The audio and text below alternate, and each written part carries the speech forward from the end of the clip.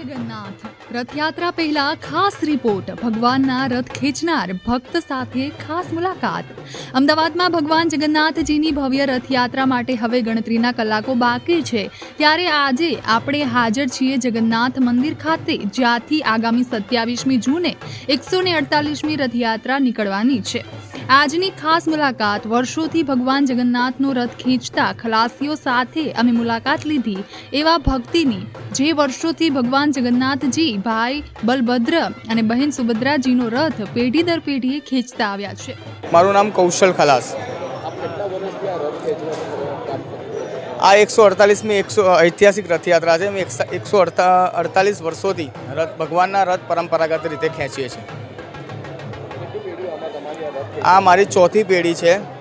આ હજી બી આનાથી બી આગળ અમારી પેઢીઓથી દર પેઢીઓ રથયાત્રામાં રથ ખેંચશે.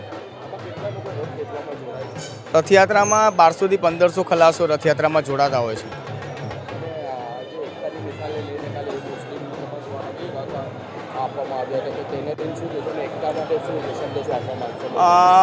જે પહેલાંના જમાનામાં જે આટલા જે રાયોટ્સ એ બધું ચાલતું હતું, પણ હવેની જે જનરેશનમાં જે ઐતિહાસિક રથયાત્રાનું જે મહત્ત્વ સમજાઈ ગયું છે, એટલે એ રથયાત્રાને લઈને જે હિન્દુ મુસ્લિમ ભાઈઓ જે એક રહીને આ સારી રીતે રથયાત્રા સંપન્ન અને સારી રીતે તહેવાર ઉજવાય, એના માટેની બી એક કોશિશ બી જારી રહી છે. મારું નામ ખલાસ મફતલાલ મંગળદાસ. અમારે તો પેઢીઓની પેઢીઓ વર્ષોથી ચાલી જ આવે છે. ખલાસી લોકોની રથયાત્રા નીકળી નરસિંહદાસજી મહારાજે કરી રથયાત્રા ચાલુ કરી ત્યારથી જ ચાલુ થઈ ગઈ.